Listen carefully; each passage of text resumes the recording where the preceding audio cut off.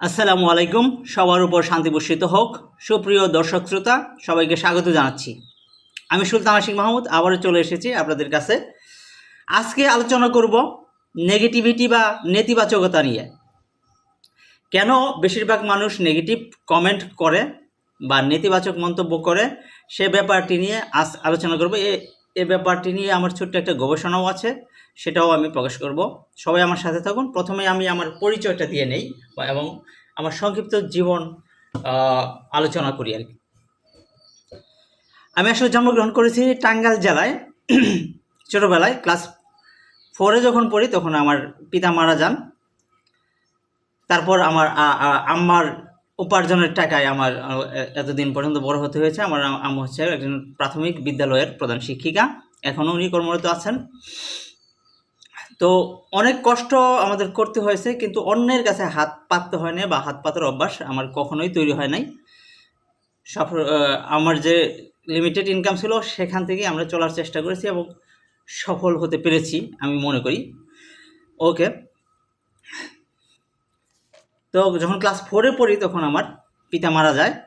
তারপরে কষ্ট হয়েছে, এমনও দিন গেছে যে সকালবেলা হচ্ছে সারা সকাল ঘাস কেটে তারপরে স্কুলে গিয়েছি। স্কুল থেকে এসে আবার রাতে একটু পড়ার সময় পেয়েছি। আবার কোনো কোনো সময় স্কুলে যাওয়ার সময় স্কুলে যাওয়ার সুযোগ হয়নি, কারণ আমার ছোটো ভাই বোন ছিল, তাদের লালন পালন করতে হতো। আমার বাসায় আমার খালা থাকতো, জোহরা খালা, ফাতেমাতুজ জোহরা। উনি থাকতেন, উনি বিসিএস ক্যাডার হয়ে আছেন আর কি।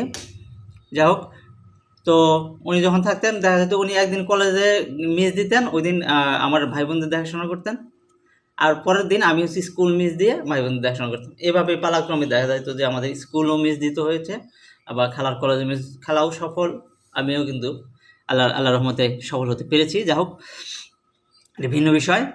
তো এই স্ট্রাগল পার হয়ে এসএসসি পাস করলাম, তারপরে ইন্টারমিডিয়েট পাস করলাম, তারপরে রাজশাহী ইউনিভার্সিটিতে ভর্তি হলাম, রাজশাহী ইউনিভার্সিটির পড়াশোনা শেষ করলাম। সবসময় কিন্তু হার্ড ওয়ার্কিংয়ের মধ্যেই আমাকে থাকতে হয়েছে, কিন্তু এমন না মানুষের কাছে হাত পাতিনি কখনো, আমার হাত কখনো নিচে যায়নি, সবসময় দাতার স্থানে থেকেছে। আমি যখন ইউনিভার্সিটি থেকেছি তখন আমি প্রচুর সোশ্যাল ওয়ার্ক করেছি, মানুষকে সহযোগিতা করেছি, শীত বস্ত্র দান করেছি এবং মানুষের কাছ থেকে টাকা কালেকশন করে মানুষকে সহযোগিতা করেছি। এবং আমার বন্ধুদের মধ্যে যারা আর্থিকভাবে অসচ্ছল ছিল তাদেরকে বিভিন্ন দাতা গোষ্ঠীর কাছে নিয়ে গিয়ে টাকা সংগ্রহ করে আমি পড়াশোনার ব্যবস্থা করার চেষ্টা করেছি। এই জন্য আল্লাহ এরকম সুযোগ দিয়েছে দেখে আল্লাহর প্রতি কৃতজ্ঞতা জানাই, আলহামদুলিল্লাহ। তারপর ইউনিভার্সিটি যখন বের হয়ে আসলাম তখনও কিন্তু আমি ওইরকম অলস সময় পার করার সময় নেই। রাজশাহী ইউনিভার্সিটিতে 2-3 মাস ছিলাম, তখন আমরা একটা পজিটিভ একটা ফ্রেন্ড সার্কেল তৈরি করি, তারা সবাই মিলে একটা গ্রুপ স্টাডি শুরু করি। তারপরে সবাই আবার ঢাকাতে চলে আসে, গ্রুপ স্টাডি এখানেও কন্টিনিউ করি। আমাদের সবাই ভালো ভালো চাকরি করছে, অনেক ভালো ভালো পজিশনে আছে তারা। যাই হোক, তো ঢাকাতে গিয়ে আমি জয়েন করি ডিএস ম্যাক্স, একটা অ্যাড ফার্ম আর কি, বিজ্ঞাপনী সংস্থা।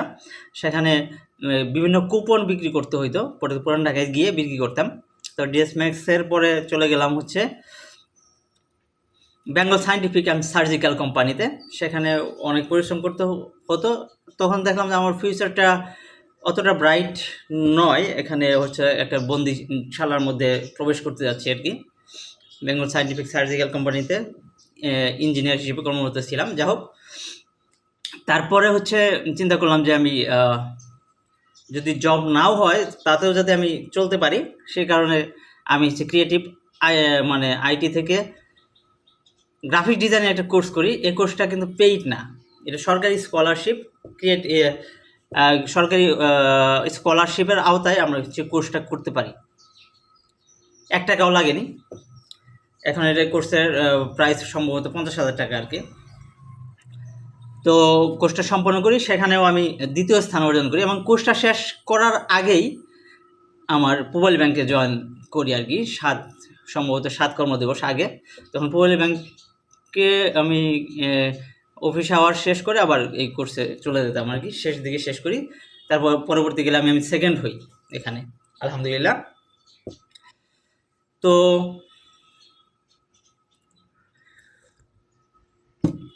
তারপরে শুরু হলো কর্মজীবন পৌলী ব্যাংক লিমিটেড বা পৌলী ব্যাংক পিএলসি এখন। তারপরে চলে গেলাম সেই সিলেট হবিগঞ্জে সৈয়দপুর বাজার ব্রাঞ্চে জয়েন করলাম। জয়েন করার কিছুদিন পরে কাজের পারফরমেন্স ভালো থাকার কারণে আমাকে সেখানে ডেপুটি ম্যানেজার করা হলো। তো সেখানে 1.5 বছর সার্ভিস দিলাম। সার্ভিস দেওয়ার পরে তারপরে আমাকে ওখানে যেহেতু লোনের কাজ করতাম, আমাকে টেনে নিয়ে গেল আবার চুনারঘাট ব্রাঞ্চে, অপেক্ষাকৃত একটা বড় ব্রাঞ্চে। সেখানে আবার আমাকে লোন অ্যান্ড অ্যাডভান্সের দায়িত্ব দেওয়া হলো। সেখানে আল্লাহর রহমতে সেখানে ভালো করলাম, সেখানে 1.5 বছর ছিলাম। তারপরে আমাকে নিয়ে আসা হলো ঢাকাতে সোনারগাঁও রোড ব্রাঞ্চে ছিলাম। শুরুতে ইনিশিয়াল কিছু কাজ দিয়েছিল অ্যাকাউন্ট ওপেনিং। পরবর্তীকালে আমার কাজের পারফরমেন্স ভালো থাকার কারণে আমাকে ফরেন এক্সচেঞ্জের দায়িত্ব দেওয়া হলো। পরে ফরেন এক্সচেঞ্জে কাজ করলাম, কিন্তু ওখানে 2-3 মাস যাওয়ার পরে আমার ট্রান্সফারের অর্ডার হলো পান্থপথ ব্রাঞ্চে। ওখানকার ম্যানেজার আমাকে রিকমেন্ড করে দিল যে সুলতান আশিক মাহমুদকে যেন ফরেন এক্সচেঞ্জ বা অ্যাডভান্সের কাজ দেওয়া হয়। পরবর্তীকালে পান্থপথে যখন আসলাম তখন আমাকে অ্যাডভান্সের কাজই দেওয়া হলো। ওখানে কাজ করলাম সিনিয়রদের সাথে। শত কোটি টাকার ওখানে প্রোফাইল রয়েছে। তারপরে অ্যাডভান্সের কাজ করার পরে কিছুদিন পরে আমাকে ফরেন এক্সচেঞ্জে নিয়ে আসা হলো। আমি সেখানে ফরেন এক্সচেঞ্জে ছিলাম।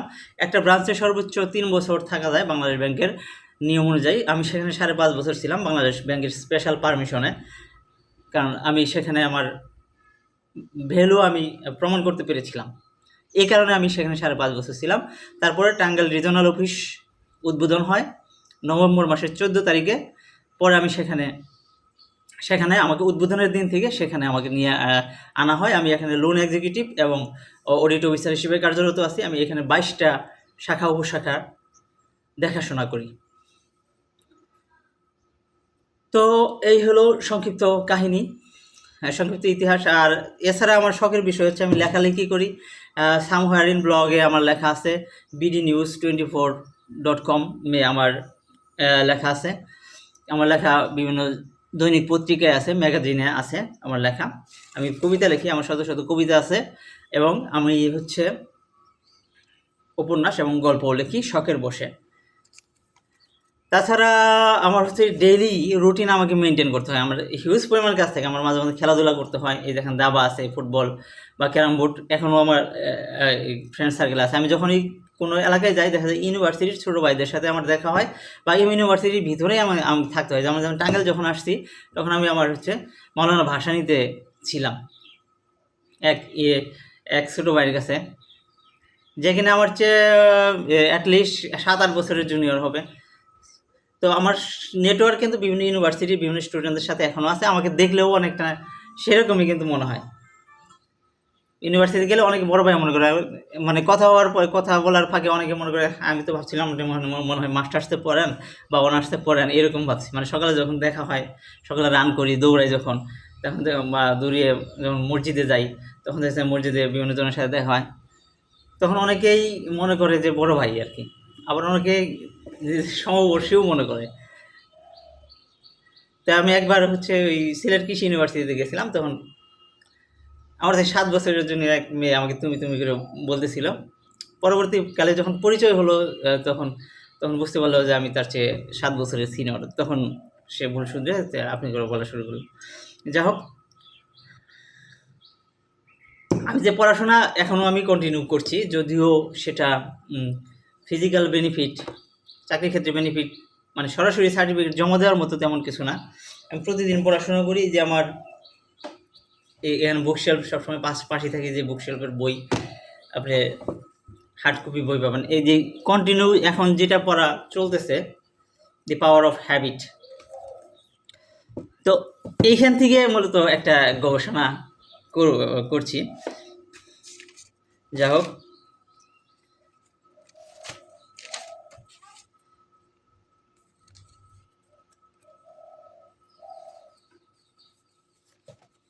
আমি রিসেন্ট 2023 সালে একটা কোর্স করি ইউনিভার্সিটি অফ মিশিগান, যুক্তরাষ্ট্র থেকে। অত্যন্ত পুরনো একটা ইউনিভার্সিটি, স্বনামধন্য। তো সেখানে আমি 84 মার্ক অবটেন করে সেখানে উত্তীর্ণ হই। ওখানে আসলে 84 খুব বেশি মার্ক না, কারণ 80 মার্কই পাস মার্ক। আর কোনো বলতে পারেন যে কোনো রকম পাস করছি, কিন্তু পাস করাটা ওখানে অনেক টাফ।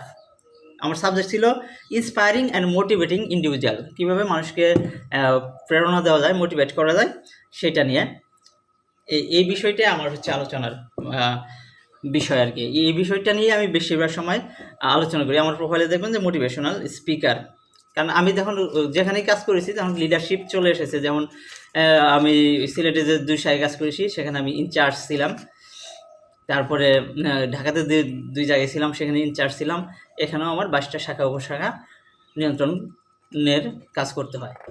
তো লিডারশিপ মোটিভেশন লিডারশিপ তো কাছাকাছি। আমি কোনো কিছু বললে কর্মীরা কিন্তু সেটা, অফিসাররা কিন্তু সেটা শুনে, সেই কথা শুনে। কেন শুনে? কারণ আমি মোটিভেশন দিতে পারি। অন্যদের কথার যদি কিছুটা শুনে, আমারটা একটু বেশি শোনে আর কি। আমি কোনো কিছু বললে খুব দ্রুত তারা সার্ভিস দেয়, কারণ হচ্ছে আমি যে সার্ভিস দিই তাদের। ইউনিভার্সিটিতে সমাজকর্ম করেছি, ঠিক আছে। তারপর চাকরি জীবনে প্রবেশ করো, আমি একটা নতুন ফাউন্ডেশন গঠন করি, সেটা হচ্ছে পথবন্ধু ফাউন্ডেশন। সেটা সারা দেশব্যাপী আমি কাজ করেছি। আমি সৈয়দপুর বাজারে কাজ করেছি, চুনারুর ঘাটে কাজ করেছি, চট্টগ্রামে কাজ হয়েছে, কুড়িগ্রামে কাজ হয়েছে, সারা দেশে, কুষ্টিয়াতে কাজ হয়েছে। সারা দেশব্যাপী হচ্ছে মানুষের সহযোগিতায় কাজ করে। পথবন্ধু ফাউন্ডেশন সারা দেশব্যাপী ছড়িয়ে যায় এবং প্রচুর হচ্ছে স্বেচ্ছাসেবী তৈরি হয়, তারাও কাজ করে। কিন্তু এটার কার্যক্রম স্থগিত করে দেয় কারণ আমাদের চাকরি বিধিমালা অনুযায়ী। যা হোক, পরবর্তী ওই সময় কিন্তু আমরা হচ্ছে বিদ্যানন্দকে সহযোগিতা করেছিলাম উত্থানের ক্ষেত্রে। বিদ্যানন্দ এখন অনেক উঁচু অবস্থানে চলে গেছে, কিন্তু ওই সময় আর্থিক তারা সংকটে ছিল, তখন পথবন্ধু ফাউন্ডেশন তাদের সহযোগিতা করেছিল। যা হোক, এখন আমি কোয়ান্টাম ফাউন্ডেশনের সাথে সংযুক্ত আছি। আমি হচ্ছে তাদের ডোনেট করি, চেষ্টা করি প্রতিদিন কিছু না কিছু হলেও ডোনেট করার জন্য। আর এত কাজের এত কাজ, সেগুলো প্ল্যান ছাড়া আসলে করা সম্ভব না। আসলে বিক্ষিপ্ত অস্থিরতা তৈরি হওয়ার কথা। এই জন্য আমি হচ্ছে প্রতিদিনই আমার রুটিন করে কাজ করতে হয়। এটা আমি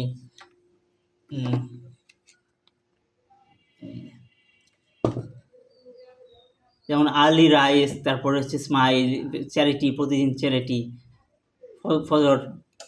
আমি চেষ্টা করি প্রতিদিন ফজর নামাজ হচ্ছে মসজিদে জামাতে পড়ার জন্য। প্রতিদিন কোরআন পড়ি আল্লাহর রহমতে, প্রতিদিন ভোরে চেষ্টা করি কোরআন পড়ার। এগুলো হচ্ছে আমার প্রতিদিন সকালে উঠে পানি পান করা, বা রেগুলারিটি, যেটা প্রতিদিন 10 মিনিটে 2 কিলোমিটার দৌড়াই। এটা যেখানেই যাই, আমি এখানে থাকি, টাঙ্গাইল থাকি, কিশোরগঞ্জ যাই, ঢাকা যাই বা ধনবাড়ি যাই, যেখানে যাই সেখানেই আমি কন্টিনিউ করি।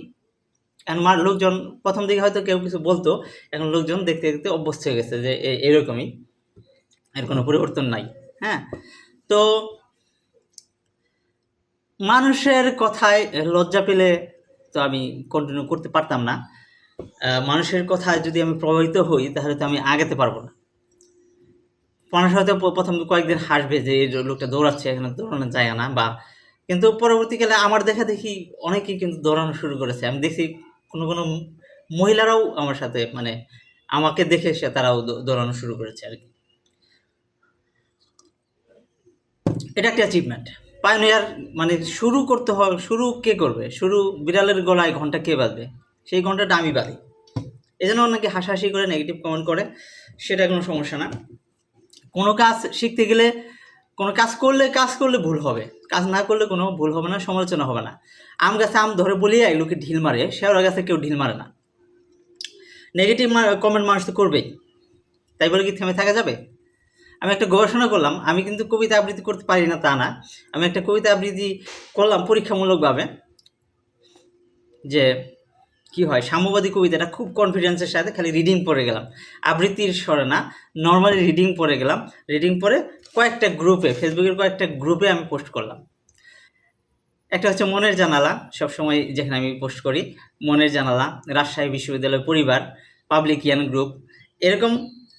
তারপরে সেই শিশুদের দিনলিপি, এ ধরনের কয়েকটা গ্রুপে আমি পোস্ট করলাম।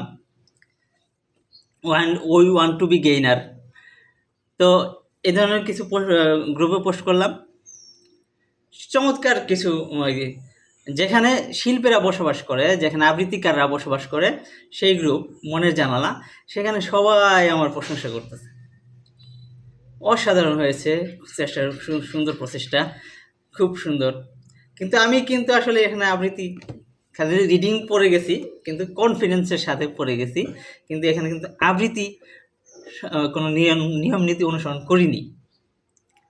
কিন্তু তারা তো আসলে শিল্পী, তারা পজিটিভিটি দেখে, যেমন এই যে পজিটিভিটি দেখে, তারা পজিটিভ অংশটুকু দেখেছে এবং প্রশংসা করেছে। যেমন এই যে এই বোতলটার অবস্থা কি? কেউ কেউ বলবেন যে এর বোতল তো অর্ধেক খালি। এটা সত্য কথা, এটা তো অর্ধেক খালি। আর কেউ কেউ বলবে যে না, এটা অর্ধেক তো ভরা, পানিতে ভরা, অর্ধেক পানি আছে। সে তো দুইটাই তো সত্য কথা। আপনি বলতেছেন আমি তো সত্য কথা বলছি, তারপরেও কেন এরকম হচ্ছে, হ্যাঁ এই সেই। আর আরেকজন সত্য কথা বলছে, কেন মানুষ তাতে খুশি হচ্ছে। দুইটাই সত্য কথা, একটা পজিটিভ ওয়েতে বলে, একটা নেগেটিভ ওয়েতে বলে। আপনার নেগেটিভিটি চোখে পড়তেছে, যে এই বোতলের খালি অংশটা আপনার চোখে পড়তেছে, ভরা অংশটা চোখে পড়তেছে না। যে পজিটিভ মাইন্ডসেটের মানুষ, তার ভালো অংশটুকু চোখে পড়ছে, তার কাছে যা আছে সেটা চোখে পড়ছে, তাই নিয়ে সে সংগ্রাম করতে চাচ্ছে। বঙ্গবন্ধু ছিল পজিটিভ মাইন্ডসেট, তোমার যা কিছু আছে তাই নিয়ে শত্রুর মোকাবেলা করতে হবে, এরকম আর কি। আর যা কিছু নাই সেটার দিকে আমাদের নজর দেওয়াটা হচ্ছে নেগেটিভ মানসিকতা। তো কি দেখলাম, মনের জানালায় খুব ভালো খুব প্রশংসা পেলাম, দারুণ। কিন্তু সবচেয়ে বেশি নেগেটিভ কমেন্ট পেলাম হচ্ছে রাজশাহী বিশ্ববিদ্যালয়ের পরিবার। এটা একটা হতাশাজনক, মানে একটু হতাশাজনকই বটে, কারণ যদিও আমাদের হতাশা হওয়া উচিত না মুমিনদের, কারণ হচ্ছে হতাশা একটা নেগেটিভিটি। তারপরেও একটু খারাপ লাগলো এই কারণ যে আমি এই ইউনিভার্সিটি থেকে পড়েছি, কারণ মনে জানলা দেখলাম বেশিরভাগই ঢাকা ইউনিভার্সিটি থেকে এসেছে, তারা বেশ সফল। কিন্তু রাজশাহী ইউনিভার্সিটির যখন পোস্ট করলাম, ম্যাক্সিমাম কমেন্ট এবং রিয়াকশন নেগেটিভ, হা এরকম আসতেছে। এটা আমি তো ভেবেছিলাম রাজশাহী ইউনিভার্সিটি একটু টপ রেটেড ইউনিভার্সিটি হবে, তারা দেখলাম যে নেগেটিভিটির মাপকাঠিতে তারা অনেক negative. Even Dhaka university, Dhaka college, Jagannath university, Jahangirnagar university থেকে অনেকটা তারা পিছিয়ে আছে, এটা ওভারকাম করতে হবে।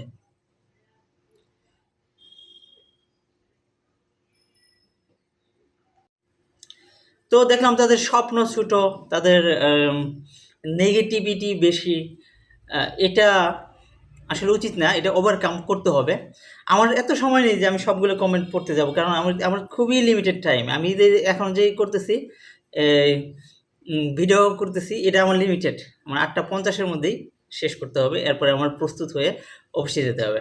আমার যে লিমিটেড টাইম, এইটুকু আমি ফেসবুক ব্যবহার করতে পারবো, এর বাইরে তো আমি পারবো না। আমি এত কমেন্ট পড়ার আমার সময় তো নেই। যাই হোক, তারা স্বপ্ন দেখে প্রাইমারি স্কুলে টিচার হবে বা অমুক তমুক, না তাহলে তো ইউনিভার্সিটি পড়ার দরকার নাই ভাই। ডিগ্রি পাস করে প্রাইমারি স্কুলে টিচার হইতেন। ইউনিভার্সিটি পড়ছেন, আপনার স্বপ্ন বড় করতে হবে, আপনি বড় চিন্তা করবেন। আপনি ভালো পরিবেশে যান, ভালো একটা ফ্রেন্ড সার্কেল তৈরি করেন, তারপর যারা বড় হয়েছে তাদের দেখেন। সবাইকে এই যে আমি যে নেগেটিভ কমেন্ট করলেন, কিন্তু এই পর্যায়টা আসতে হবে। আপনাকে দেখে সবাই হাসতে পারে, কিন্তু আপনাকে এগিয়ে যেতে হবে। কারণ আমরা 1000 মাইলের পথের সূচনা হয়, যেমন এই যে কাইজেন বইটার সূচনায় বলছে যে 1000 মাইলের অভিযাত্রা শুরু হয় এক ধাপ এগোনোর মাধ্যমে, লাউজু। তো আপনি কোনো কিছু বলবেন, বক্তব্য দিবেন বা কবিতা আবৃত্তি করবেন, এর সূচনা হবে তো আপনার খারাপ কিছু দিয়েই। ভালো তো শুরুতে তো ভালো হবে না, 0 দিয়ে শুরু করতে হবে, তারপরে 1 2 3 4 5 6 7 8 9 10 এভাবে এগিয়ে যাবেন। তো এই প্রসেসটা যে জানে, সে ওই 0 দেখে সে হাসাহাসি করবে না, কারণ সে জানে যে আমি তো এই প্রসেসে উঠে এসেছি, এটাই তো প্রসেস। কিন্তু যারা জানে না, তারা অন্যের পারফরমেন্স দেখে হাসাহাসি করে। একজন খেলোয়াড় আর একজনের খেলা দেখে কিন্তু হাসাহাসি করে না, একজন দর্শক হাসাহাসি করে। কারণ খেলার মাঠে পারফর্ম করে আর ওই যে চোখে দেখে পারফর্ম করে একরকম না। আপনারা পারফর্ম করে দেখেন কতটুকু পারেন, কন্টিনিউ করে দেখেন কতটুকু পারেন। অবশ্যই অনুশীলন করতে হবে, অনুশীলন করতে হবে, পাবলিকলি অনুশীলন করতে হবে। আপনার মানুষের কথা হয়তো শুনতে হবে প্রথম দিকে, পরবর্তীতে মানুষের প্রশংসা পাবেন। আর নেগেটিভ মানুষ তো আছেই, নেগেটিভ মানুষ আছে, তারা নেগেটিভ কমেন্ট করবেনই। তারা সবসময় সফল মানুষদের পতনের অপেক্ষে থাকে। কখন পতন হবে তখন তারা বলবে আমি আগেই বুঝছিলাম অমুক হবে, তমুক হবে, তমুক হবে। তো এটা করবে। তো মানুষ কেন নেগেটিভ কমেন্ট করেন? যারা অন্যের পোস্টে যারা নেতিবাচক কমেন্ট করেন, তাদের মধ্যে কি আছে আসলে? মনোবিদরা কি বলে? মনোবিদরা বলেছে তাদের মধ্যে স্যাডিস্ট মানসিকতা আছে। অর্থাৎ তারা অন্যকে কষ্ট দিয়ে নিজেকে সন্তুষ্ট করে। তারা মূলত ব্যক্তি জীবনে প্রচণ্ড হতাশায় থাকার কারণে তাদের মাঝে যে হতাশা আছে সেই হতাশাটা ছড়িয়ে দিতে চায়। এটাকে সিগমন্ড ফ্রয়েডের ভাষায় এটাকে বলা হয় স্থানচ্যুতি। যে জায়গায় রাগ বা হতাশা দেখানোর কথা সেখানে দেখাতে পারে না, অন্য জায়গায় দেখায়। এই জন্য দেখা যায় যে পাবলিক পোস্টের কমেন্টে দেখা যায় সেখানে তো তাকে ধরার সুযোগ কম, সরাসরি বলে দেখা যায় আছাড় মারবে একটা। এ ধরনের মন্তব্য ক্ষেত্রে কোনো রিয়াক্ট করার আমাদের দরকার নাই। মন্তব্য আসবে চলে যাবে, আমাদের কাজ আমাদের করতে হবে। অনেকটা হিরো আলমের কাছ থেকেও আমাদের অনেক কিছু শেখার আছে। আমি বলছি না যে আপনি হিরো আলম হন, কিন্তু হিরো আলমের কাছে কিছু ভালো ভালো গুণ আপনি শিখতে পারেন। কারণ শেখার পর্যায়ে প্রথমে হিরো আলমের স্টেপ আপনার পার হতে হবে। তো আমি চাই যে আমার সবাই হচ্ছে পজিটিভ মানসিকতা নিয়ে এগিয়ে যাক, নিজেদের নেগেটিভিটি ধীরে ধীরে বের করে আনুক। এই জন্য প্রচুর অধ্যবসায় ধ্যান প্রয়োজন আছে। আমি হচ্ছে একটা বই সাজেস্ট করতে পারি, এটা পড়তে পারেন, মিরাকল মর্নিং। আরেকটা বই আছে হচ্ছে কোয়ান্টাম মেথড, গুরুজির লেখা বই, সেটা পড়তে পারেন। নিজেদের নেগেটিভিটি থেকে বের হয়ে আসার যে আপনার নেগেটিভিটি থেকে যদি বের হতে নিজেদের ভিতরের হতাশা, দুরাশা, অহংকার, ঘৃণা, ক্ষোভ, এগুলো থেকে যদি বের হয়ে আসতে পারেন তাহলে আপনি সুখী হবেন, জীবনে সফল হবেন। মানুষ স্বপ্ন দেখে 6 ডিজিট স্যালারি হবে, অমুক হবে। যে আমার আল্লাহর রহমতে এমন পারফরমেন্স হয়েছে যে মানে 6 ডিজিটের উপরে আমি পারফরমেন্স বোনাসই পেয়েছি, মানে 2 লাখের উপরে আমি পারফরমেন্স বোনাসই পেয়েছি গত বছর। স্যালারি তো আছে আল্লাহর রহমতে, ভালোই 6 ডিজিটের উপরে আছে। তো সাফল্য আসবে, আপনাকে কনফিডেন্সের সাথে কাজ করতে হবে। ভুলভ্রান্তি হবে, অনেক প্রচুর খারাপ কাজ হবে, কিন্তু আপনার যারা সফল হয়েছে তারা আপনার পজিটিভ অংশটাই দেখবে। আপনি যদি সফল হতে চান, সফলের মানসিকতা নিজের মধ্যে নিয়ে আসুন, মানুষের পজিটিভ অবস্থাটা আপনি দেখুন, দেখবেন ধীরে ধীরে আপনিও সফল হবেন। অন্যদের মাধ্যমে, অন্যদের নিয়েই তো আপনাকে সফল হতে হবে। আপনাকে অন্যকে ডিমোটিভেট কেন করবেন রে ভাই? মোটিভেট করুন।